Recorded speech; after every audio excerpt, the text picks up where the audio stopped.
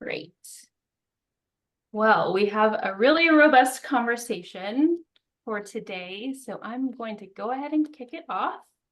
Hello and welcome to this webinar hosted by Engineers and Scientists Acting Locally, also known as ESAL.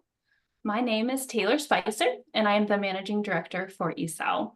And it is my pleasure to provide a brief introduction to our organization before today's conversation. So for those who are not familiar, we are a volunteer-run national nonpartisan nonprofit that's focused on increasing local civic engagement by people with backgrounds in STEM. And we were, as an organization, started by people with a similar background in public policy and really trying to provide the resources, opportunities, and connections to help folks do this work. So this is a part of that work, having these important conversations. And some of the ways in which you can connect with ESAL and find us is, of course, through more of these virtual events, but we're also at convenings of STEM professional networks, conferences, annual meetings. We host workshops for groups. We are kicking off, once again, our local civic engagement happy hours and other gatherings. So look for those where you live. And you can also find us showing up. So at delivering public comments, serving on boards and commissions, all of the above. We're hoping to see more and more of this network in those spaces as well.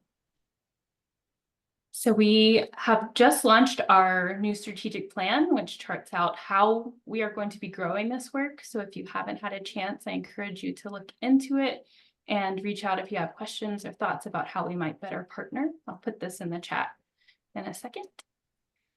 And why we do this work is because there are so many decisions made at various levels of our local communities, from state to county, district, town, city, neighborhood, that are STEM issues and should therefore have STEM expertise informing decision making. So there are so many ways that this work happens with or without people with backgrounds in STEM. So you can learn more of the topical information at this URL on our website. And there's lots more to say about this and leads us to have conversations like these to start diving in on how local STEM issues interact in our local communities. And if you're looking for the how, what are the things that you can do, and the resources that we do have we've categorized in these 3 different ways, and how you might advocate, show up and sort of use your credentials, knowledge, connections for advocacy, how you might serve your community in various ways, including, of course, working for a local government, running for office, and volunteering for local organizations. And finally, in providing your expert knowledge and guidance to those who are making decisions in your communities. So if you're intrigued and you want to get involved, we minimally ask that you follow along and subscribe to our monthly newsletter, but would love for you to be a part of these conversations and contribute your own thoughts, views, research to the written content. Possibly consider joining the team as a volunteer and seeing how we can interact and build skills together through workshops. If you happen to be at one of these upcoming STEM conferences, OSTEM, SACNAS National Diversity in STEM, and American Geophysical Union, we hope you will come see us and get to know us and see us for a session there. So I am thrilled to kick off this event, Student Dissatisfaction, Unionizing Shifting Job Opportunities, how students, faculty, and university administration are changing scientific training. We are here today for many reasons, but mostly because of Tony Van Whitson, who dug into this topic and wanted to bring it to an ESAL audience. So I will hand the virtual floor to you, Tony. Thank you very much, Taylor. I am Tony Van Whitson. As Taylor said, I'm a member of the ESAL content team, and I'll be moderating this afternoon's panel. Today, we're going to be talking about science and work. And I mean something very specific by that. If you have the slightest connection with science, you know perfectly well that you can't do any scientific research at all without doing a huge amount of very hard work. But that's not what I'm talking about. I'm talking about something that we don't normally think about in science, which is work in the economic sense, in the sense of a workforce, or labor in the economic sense. Traditionally, that was not the way science was done. Traditionally, the pursuit of scientific truth was considered so exciting that scientists were expected not even to notice those long hours and late nights at the lab. I once read that Ernest Lawrence, the Nobel Prize-winning physicist, put in a 7-day week, Monday through Sunday, and expected everyone who worked for him to do the same. But he never thought it was work. He thought it was an elaborate form of play and never wanted to stop doing it. However, if you're interested enough to be watching this, you probably have some sense the traditional working arrangements in the sciences are not what they once were, or perhaps what they could be. In fact, if you have been paying close attention, you may be aware of some of the facts that have been surfacing lately. So you more than suspect these things. For those of you who don't, let me give you some of those facts. Starting with a survey done in 2022 by the National Postdoctoral Association, the largest association of postdocs in the United States. They talked to 366 postdocs, and here is some of what they found. 86.6% of the people they surveyed were worried about job security. 87.4% were impacted by lack of clarity about their time as a postdoc. 94.5% said they were impacted by lack of clarity about their next position and their overall career path. And almost 95% said their professional and personal lives were most negatively impacted by their salary. You can change the slide, Taylor. In the same year, the scientific journal Nature did a worldwide survey of 3,200 graduate students. 85% of the respondents worldwide worried about having money to pay for living expenses such as food and rent. In North America, that figure was 95%. And to quote from the National Postdoctoral Survey again, in a majority of the queried elements, more than 8 in 10 postdocs reported some negative impact affecting their professional personal lives. Now, if you look at the annual survey of earned doctorates conducted by the National Science Foundation, a very authoritative source of information, you'll find that there is a decreasing number of, at least in the life sciences, doctorate holders planning to pursue postdoctoral training. That's the graph on the left, and an increasing number pursuing employment elsewhere. This is from the years 1990 through 2020, so it's a 30-year period. And if you look at the two graphs, they're almost perfect mirror images of each other. And it gets worse. In 2022, the percent leaving reached 53%, meaning it was literally off the chart. Anecdotal reports say that many lab heads, the principal investigators, are struggling to find enough qualified postdocs to fill the jobs they have at the salaries they can afford to pay. One result of this in academic science, as you've probably been reading, has been a growth in union organizing and strikes by graduate students and postdocs. This is something completely unprecedented in American science. And moreover, the unionizing has been happening at some of the highest profile, most prestigious institutions. We're talking places like MIT, the University of California, where 48,000 postdocs, teaching assistants, and researchers at places like Lawrence Berkeley National Laboratory went on strike last year. Also, places like Cornell, Northeastern, Yale, U of Chicago, Stanford, NYU, the National Institutes of Health, as well as Weill Cornell Medical College in Mount Sinai in New York. Most of these organizing efforts have accelerated since 2022, which is a strong suggestion that this wave of unionization is by no means over. So clearly, this is not the scientific system your parents knew if your parents were scientists. You might ask, are these changes a temporary aberration, or are they something more deep-seated? Are they amenable to reform?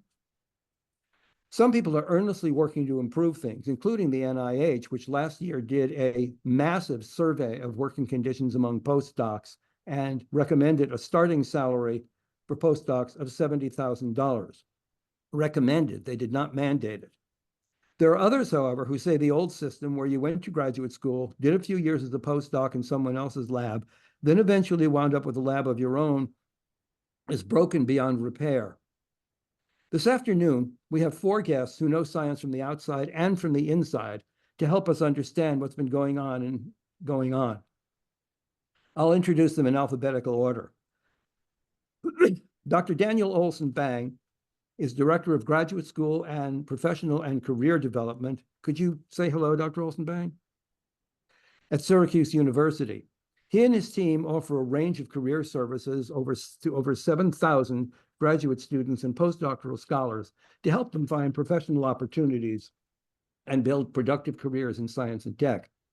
Dr. Holden Thorpe, over on the left, if you're watching the same screen I am, is editor-in-chief of the science family of journals at the American Association for the Advancement of Science, including Science Magazine.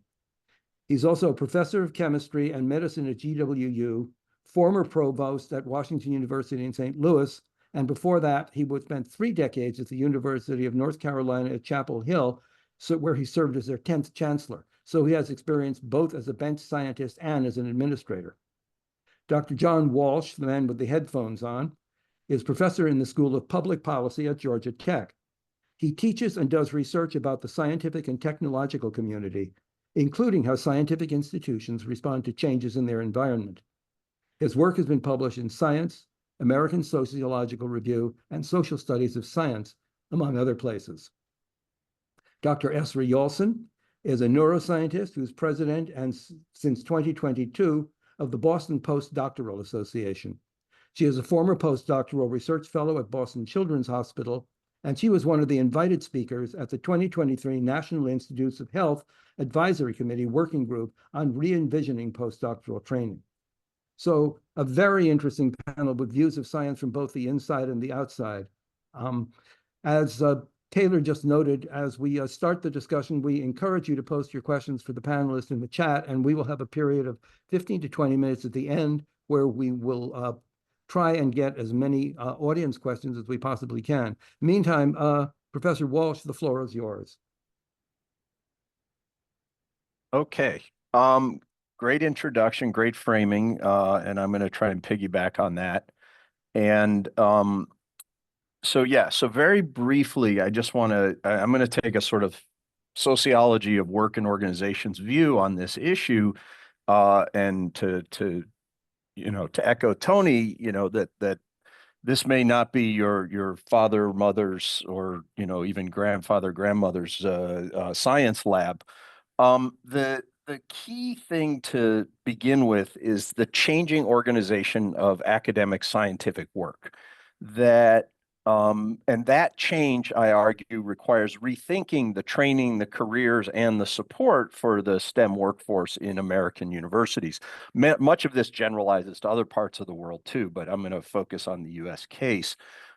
And the key facts are science is increasingly organized around larger and larger research teams. Those teams generate a growing need for supporting members on the team whose specialized skills are critical to the production of new scientific findings. And I take very much this sort of production view of scientific work. It is also the case that the same structure increasingly trains new PhDs who specialize in these roles.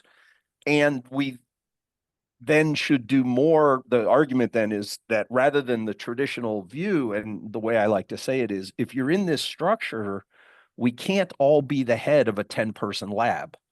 But the policies often are sort of, as Tony described it, you come in, you do this, and you start your own, hive, if you will.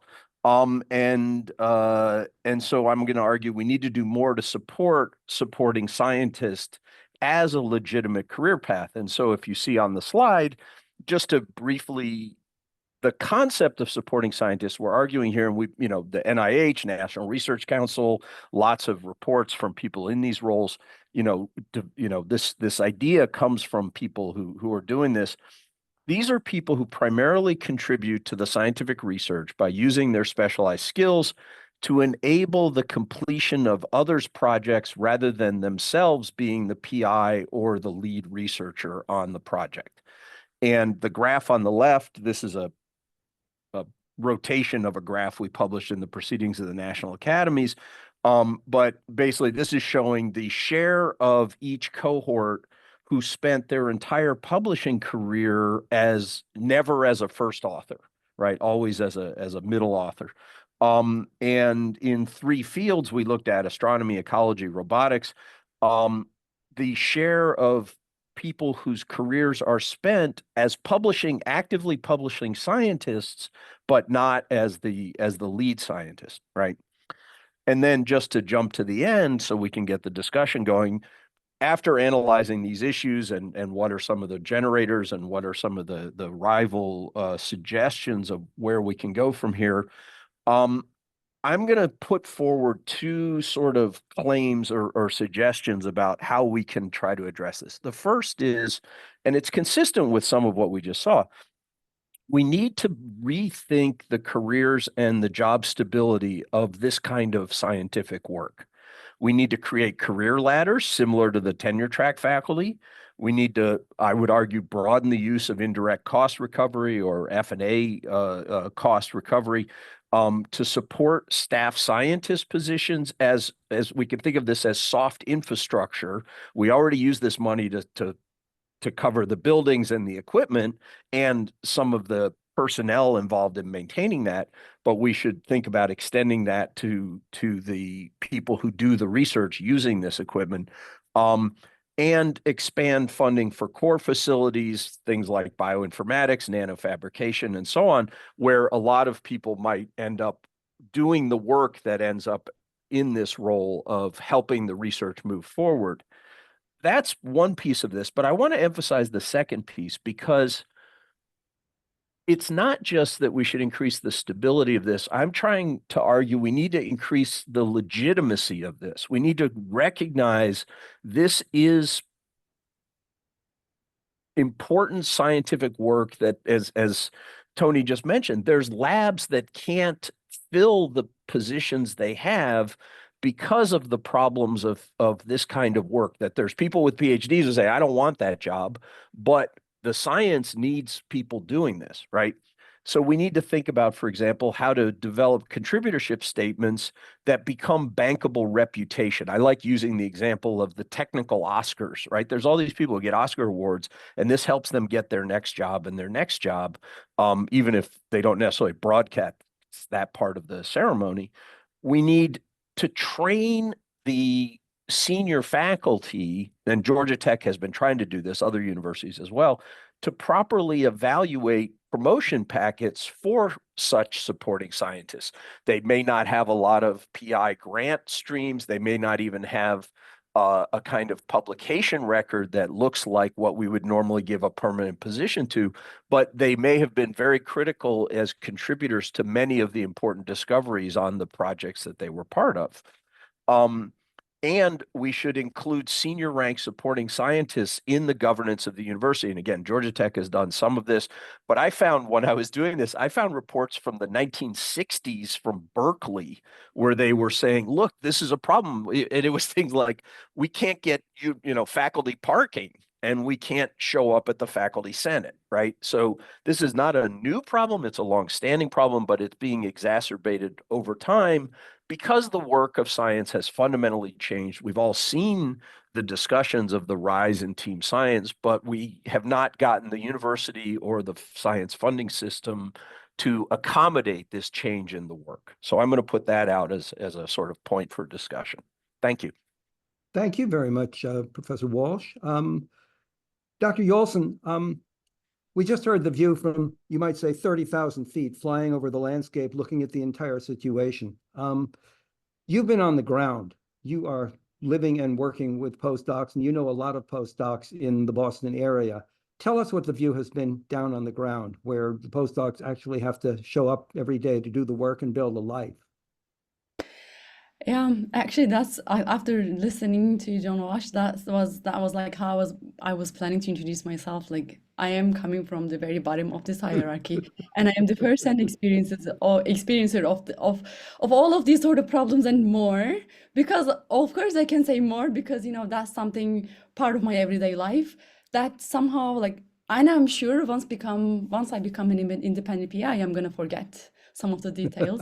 So for that reason, I particularly appreciate you recognizing me as one of the speakers here and giving a space for the postdocs actually to be heard. Yeah, I've been in Boston. I did a postdoc in Boston for about 6 years. 6 years, maybe not very long time compared to the history of like postdocs in the US. But I have gained like because I was engaged in a lot of communities, Boston Children's Hospital, Harvard Medical School Postdoc Association, Boston Postdoctoral Association, and I myself. And at the end of this experience, I can say I think the core problem here is the way the system looks at the productivity, because currently the system looks still so well productive. As long as we have like an output, I think the administrators are going to turn a blind eye to it because it's like the little sweets that are immediately available and it satisfies the most immediate need. But on the other hand, we postdocs are suffering. What I saw, unless we do the science of our suffering the way we do science for our career, no one is gonna hear us. That was the reason for our approach to conduct a survey at Harvard Medical Postdoc Association, and then extended it with the resources at BPDA and put it out there at a high impact journal like we do our science. We did target a high impact journal for it to be published. And then it helped us gain some visibility. It opened us some doors at Office of Science and Technology Policy. Once it was regarding the equity in women in STEM. The second time it was regarding sex and sexual-based harassment under the Chips and Science Act.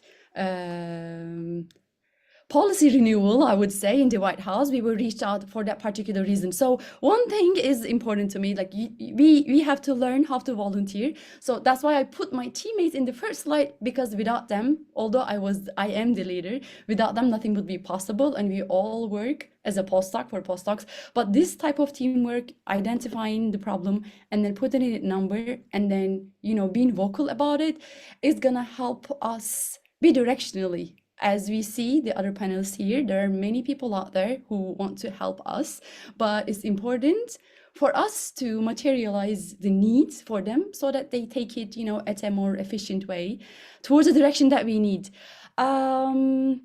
And what else I would contribute to from the NIH side, because majority of the funding comes from NIH currently in the US universities and research institutions.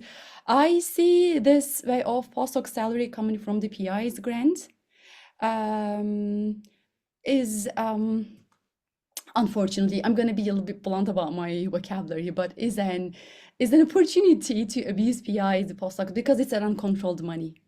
So the money goes into a gray zone where the institution doesn't owe you because the institution doesn't pay your salary, but institution gets a huge benefit through the PI of securing 10 employees at a time without a fee, 15 employees at a time without a fee. So when there is a misconduct happening in a lab setting, your first channel supposedly is within the institution, but obviously the institution is at a conflict of interest with themselves and with the PI. And then the second channel is supposedly the NIH. But if you go and report it, be the whistleblower, what NIH does is go back and ask the institution if there is any substantiating evidence for this misconduct.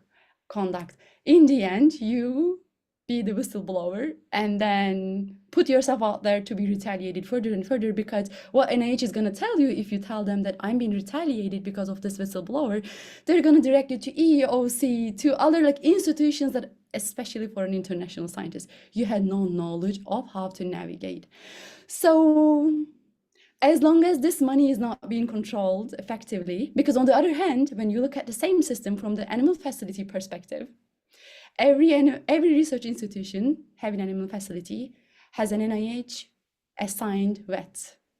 So they have the liberty to surveil the environment and make sure every protocol is followed. And if there is a misconduct that they detect, they directly report it to NIH. And there are consequences And we see it in the lab, you know, if there is a warning coming from the animal facility, it is like the top subject, the hot topic in the lab meeting. The PI is attentive to it 100%.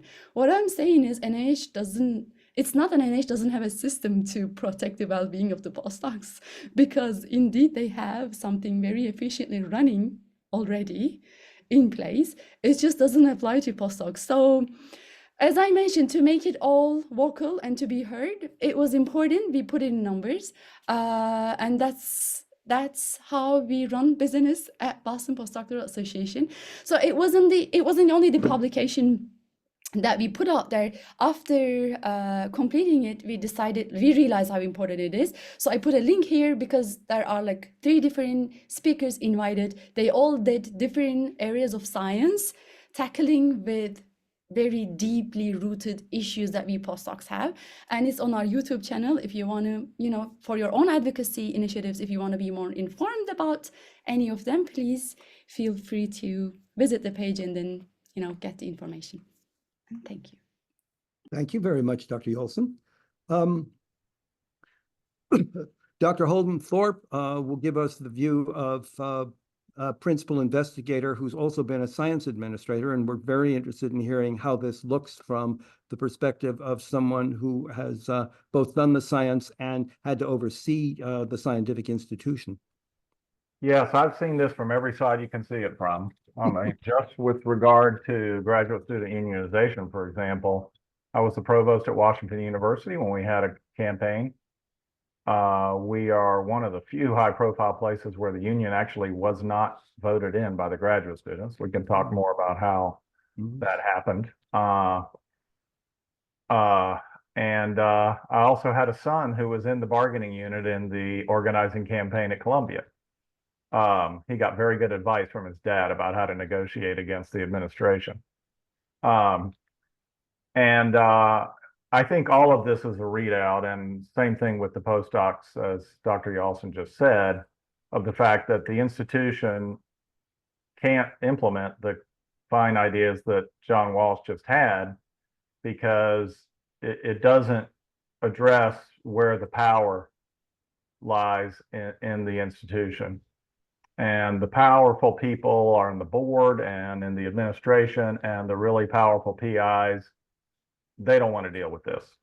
And meanwhile, the bureaucratic part of the university is so obsessed with not having litigation and with not having bad publicity that this doesn't come out because nobody wants to say, hey, we take advantage of all these people in order to get these wonderful discoveries that we're constantly bragging about. That's really what the problem is. And these organizing campaigns and the kinds of things that Dr. Yalson is doing, these are just readouts of the cultural problem. And the solution to it is for the administrators to pay attention to it. But if they do, their board's going to say, why are you doing that instead of going around and talking about AI and convergence and all these snazzy ideas that we want to hear about, which, you know, the other thing the administrators don't want to tell them is the faculty don't really care what the administrators think about any given area. They don't care if the president wants to build up AI or the buzzword of the day. And most of that stuff is just ignored internally. But the board and the alumni love to hear that stuff because they like to be part of, you know, the future of knowledge. And these are the kinds of things that are happening instead of attending to the real human problems that are being described here. So I'll be happy to give more detail on, you know, why this is so hard. I certainly have a great analysis of it. Not as many good ideas about what to do about it, but maybe we'll come up with some at the end of this conversation. So pleased to be here and with you and the other panelists, and thanks for organizing this important event. Well, thank you very much for your frankness, Dr. Thorpe.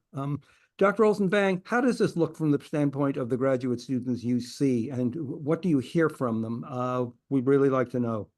And what do you tell them? Yeah. I spend more of my time with people like Esra than I do with the other panelists, and I when you were talking, Esra, I was thinking so much about so many examples of the same that I see all the time because people come to me with these kinds of concerns. Um, you know, when I think about these issues, I think about just precarity and the way that it leads to fear. And, so I work with grad students and I work with postdocs. I've worked with them at Syracuse for a decade. I also do work with Lawrence Berkeley National Lab, which you mentioned. I've done some with the NIH and with grad students and postdocs in various parts of the country. And, the experience is remarkably similar of this kind of precarity. One of the things that I think is worth really noting is the number of people, and this goes to some of what Ezra was saying, who perhaps came to the US to do a postdoc from somewhere else, and they know their PI, the lab mates, maybe fellow postdocs, and that's it. And so when it comes to, what to do, especially in Syracuse in particular, doesn't have a ton of postdocs, which means that you're not necessarily surrounded by 30 other postdocs. You're in a very isolated situation with very difficult recourse when there are difficulties, right?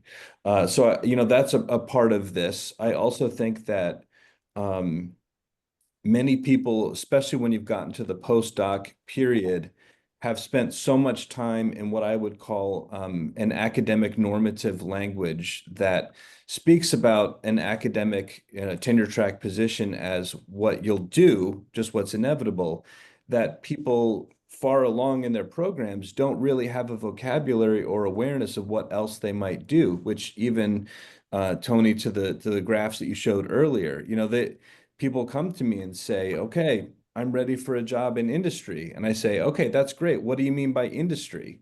And they don't know. And I say, like, am I in industry? Is a person repairing bikes in industry? What does industry mean to you? Because there are academic jobs and we know what that is, and we know what that looks like, assistant professor of X at Y. And then there are the thousands of other jobs that are out there, and people tend to be poorly prepared for those types of positions. And in fact, as Professor Walsh said earlier, there are the difficulties of figuring out what to do if you don't end up as the hotshot PI, but want to continue and do the research that you've signed up for and have been doing for a very long time. And that's a very hard topic to talk about. Is there a viable other tier? Are there research institutes where you can do the things that you signed up for? People who do this work are very driven, very talented, and they they want to go for plan A. That's how they got where they are now. Well, thank you very much. The first question I'm going to direct to Dr. Walsh is exactly what changes do you think in academia are needed to retain scientific talent? And is it possible to do that at all? Because I was struck by the difference between your view, your systematic view, and Dr. Thorpe's institutional view. And he seemed to be very pessimistic. He almost thought that was built into the landscape. What kind of changes do you think are necessary, or what kind of changes are workable, do you think, given the kinds of institutional restraints we heard? So first of all, I completely agree with, I mean, I liked having, Dr. Yasin and Dr. Thorpe as the sort of two sides of this on the ground, if you will. I mean, I agree that there's people who think the current system is doing pretty well and aren't especially eager to change it, and the changes are pretty daunting. And one of the things about the sort of, and I have a longer version where I explain why these changes and what some of the things might be involved. But one is none of those individually is going to do it, and two, none of those are particularly easy to do for any of many reasons.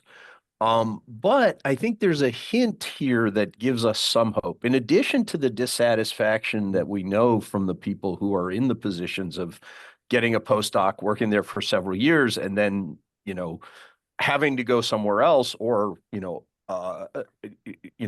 stay. I mean, there was one of the stories I read, they were talking about, could we regularize this employment? And they interviewed some PIs sort of this PI view. And they said, well, I wish I could do that, but for various institutional reasons, I can't. She says, I have these 2 postdocs. They've been with me for 20 years, but I can't yet give them a permanent position. And I thought, well, that's sort of making the point, I think. So I think that the only hope I see, I mean, one is just, we have to begin to recognize that this is structural. This is beyond like, well, why weren't you good enough to get the PI job? But the fact that the PIs are losing their people, the fact that the PIs are having trouble hiring people, the fact that the PIs like know that you need people who do this work, right? If I'm really successful at getting my grant, I'm going to have to fill a lab with people who know how to do the ground level research. And so I'm hoping that at some point people begin to say we do need, and like I said, there's moves at Georgia Tech. I mean, Georgia Tech is a place where we have this giant, the Georgia Tech Research Institute, where we have this giant group of staff science types. So it may be easier at a place like this as compared to like Syracuse in the contrast.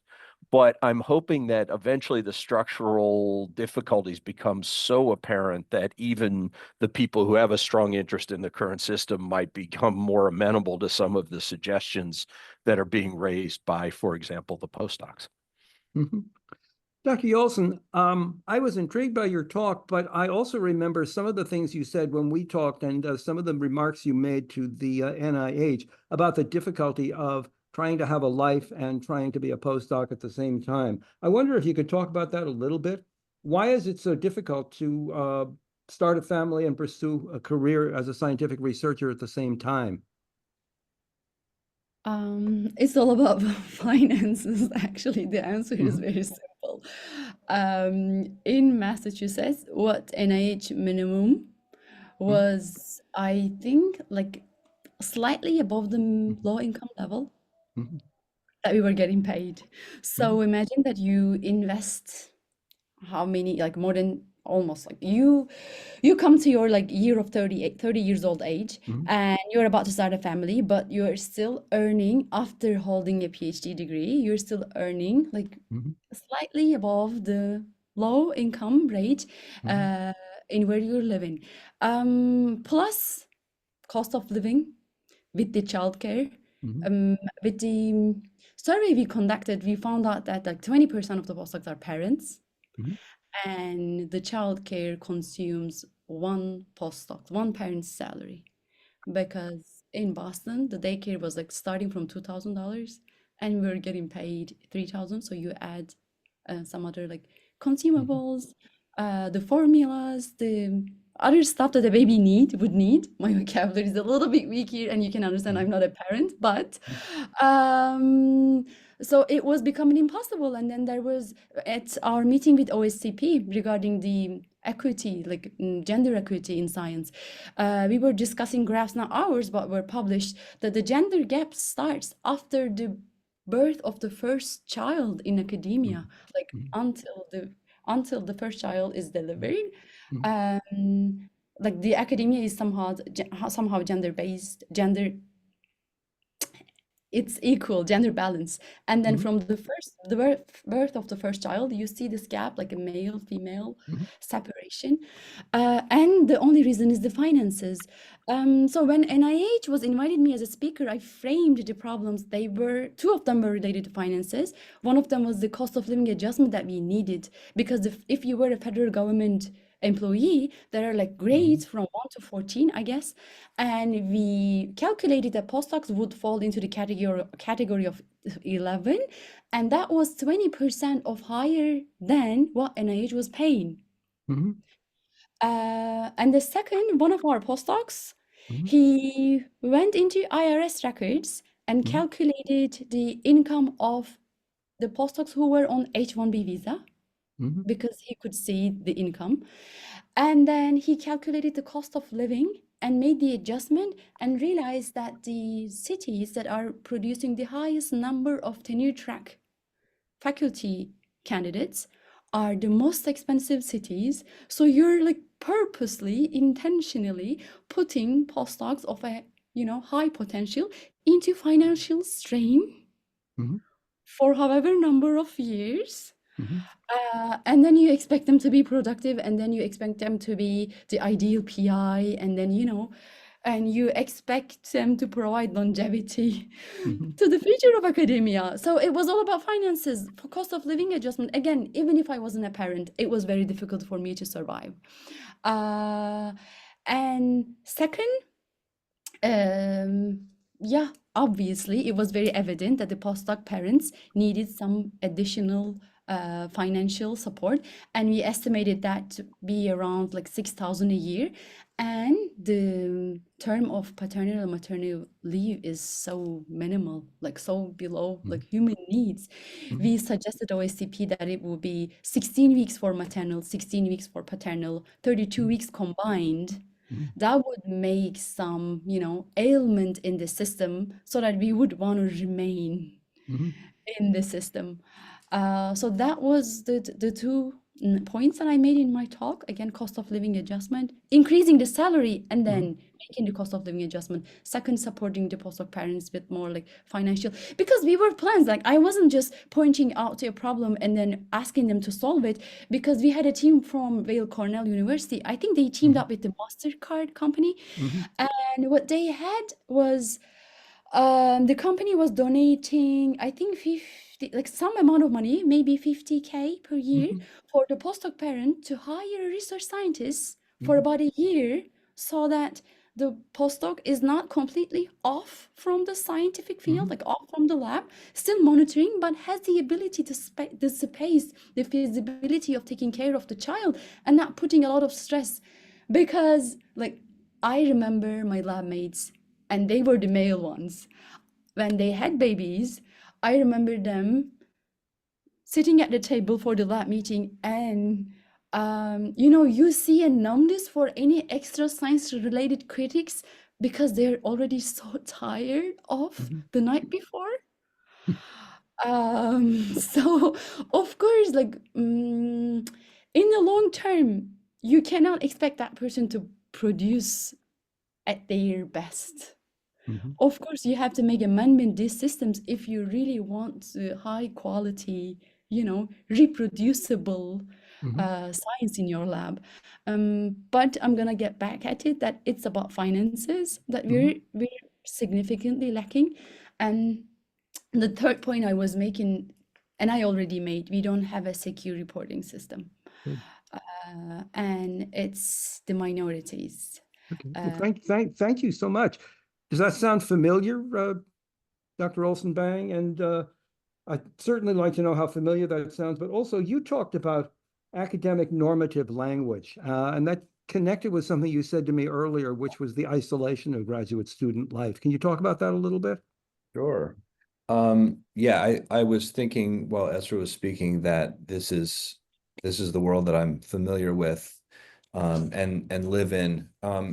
There was a survey that came out at Syracuse. They did reviews of academic salaries, and this goes right to the point, which is that often people get hired in at the same salary level at Syracuse, and what happens over time is that it grows, because even though it appears neutral, the criteria that help you to earn more money, to move up in the hierarchy of the university, they seem neutral. But the problem is, so if you have to be publishing and doing conferences and all the things that, landing grants, over time, if somebody takes a maternity or paternity leave of any length of time, or a disability leave or anything else, they are not penalized strictly for that period of time, but that doesn't mean that they were hitting benchmarks that other people were hitting. So other people get ahead, they stay behind. So even though you're not officially kind of penalized for that, that's nevertheless the case. Now, as to the question of academic normative language, what I find, I was at a postdoc dinner just last night, and I was talking to a PI at the university who's very successful, and she said, "I just sent somebody to you. The person is fantastic. I am so excited for them. I'm afraid to say they don't seem to want to be in academia, but that's okay. And I'm hoping that you'll help the person in either case." And, you know, that person I know for a fact means well, and I know for a fact helps people regardless. But that language framed it negatively. And I know that I'm not the first person who heard that negative framing. Before I heard it, the student did. And I think that that's what's really difficult, is the expectation that everybody's going in a particular direction. That expectation happens really without somebody saying to you, I expect this of you. It's just baked into the infrastructure, baked into the shape of an early scientist's career. Mhm. And that can be very difficult. Thank Uh, you. the third one, should I Yeah. answer the one about Sure. isolation? Um, I think that isolation is a little more common at the postdoctoral level than at the graduate level. For many of the reasons that I said, postdocs being in a kind of an uneasy position, they're not exactly the same as a professor. They're also not exactly the same as, and typically don't want to be confused with a doc student. Mhm. So there's this kind of a weird, you know, who are my colleagues? What's my level in the university dynamic that happens a lot. And I do think that's very isolating.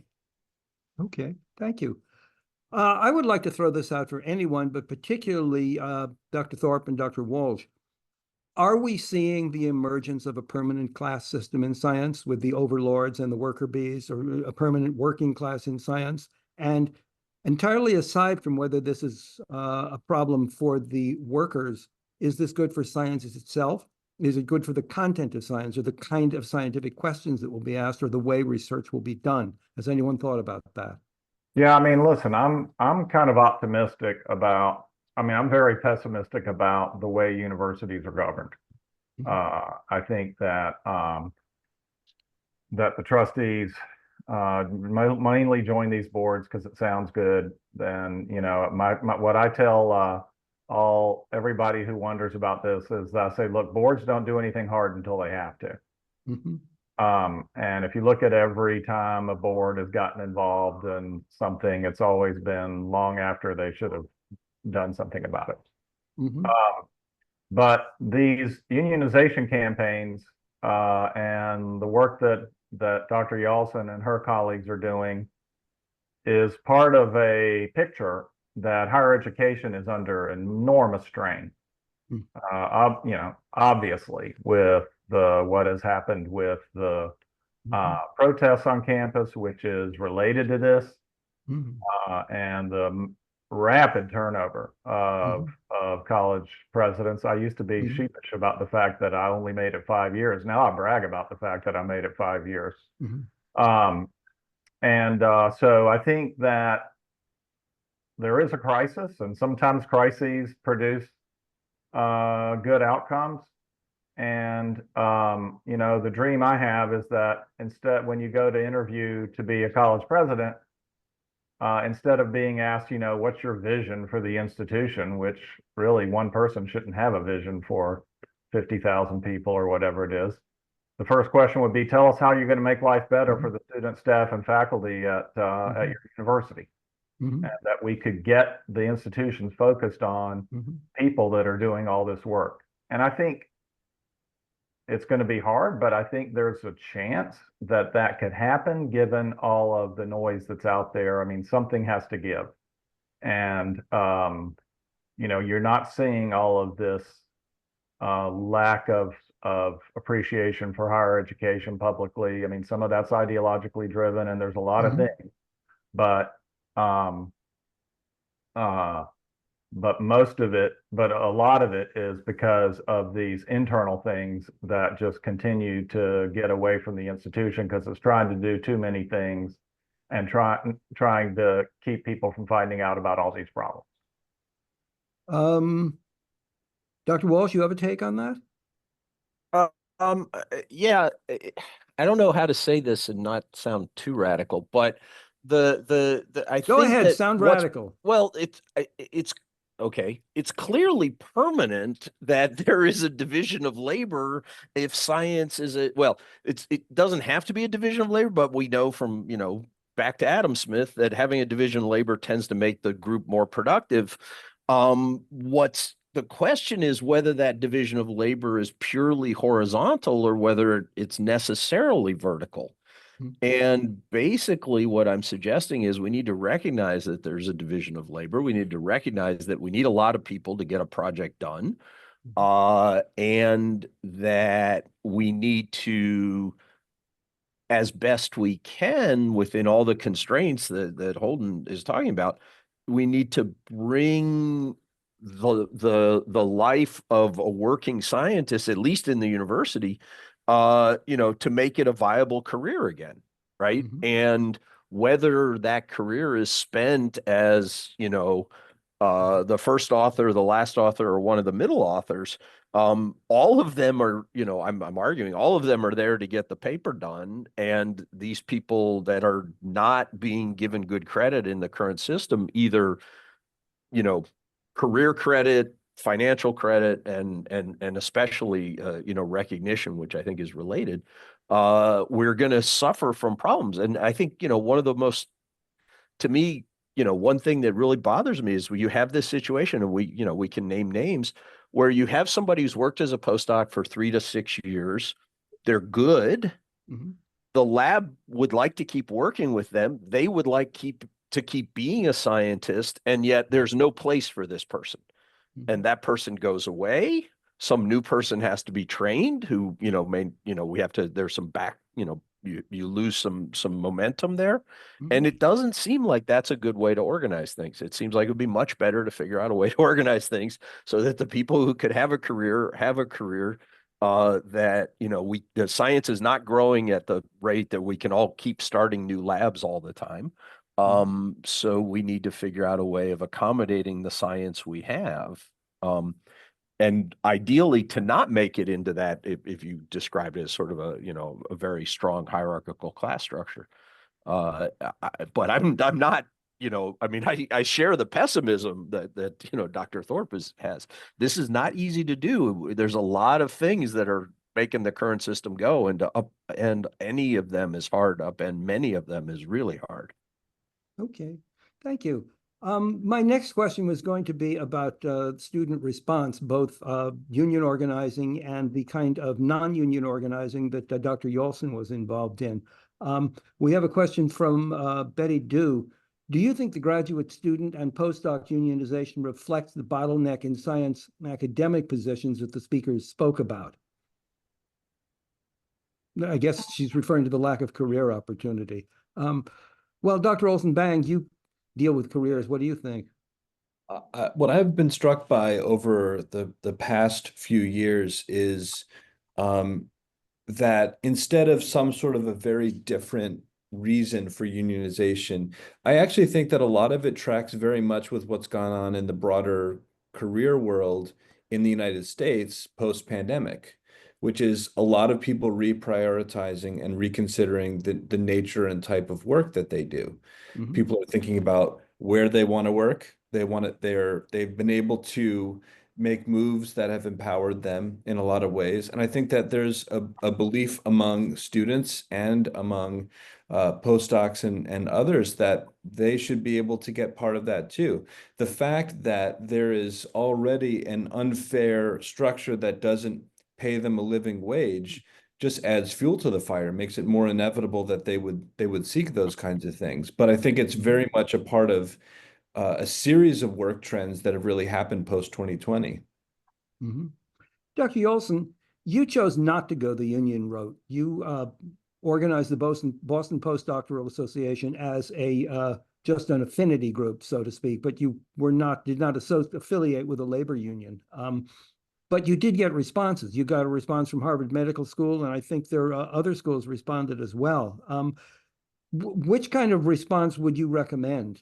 Tell me why you chose to go that route, the non-union route. Because it was less threatening to the institutions and we had to get their attention. That's the shortest answer.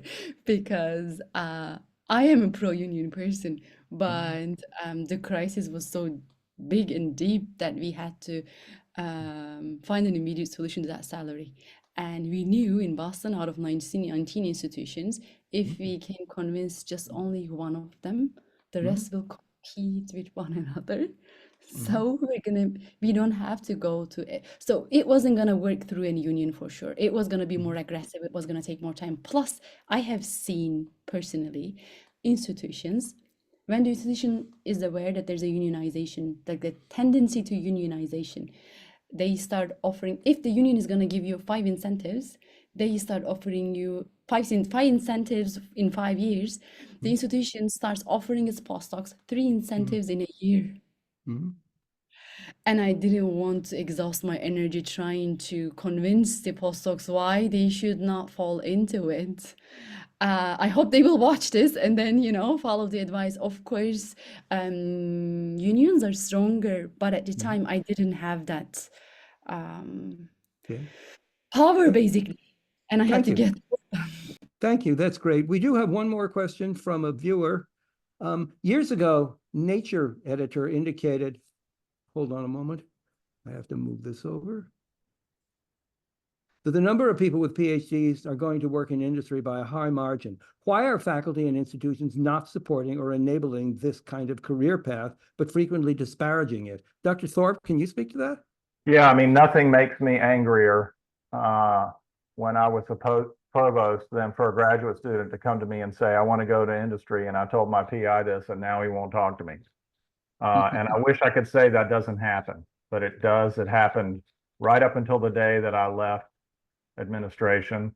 If it was one person, I would call them up and say, what the hell are you doing? But the problem is that, unfortunately, that's a widespread view, and the administration cannot disabuse people of it one faculty member at a time. And they don't have the leverage to do it anyway, because as people have already said, a lot of these folks are the high rollers that are bringing a lot of the big grants in and making the institution look good. And so, it would be great if we had a form that you could sign when you became a PI that said, I want what's best for my students and not for me. But unfortunately, that may require gene therapy for a lot of these folks.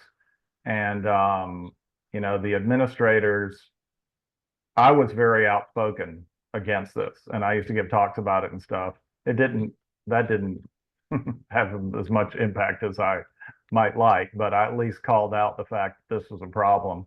But it is it's pernicious.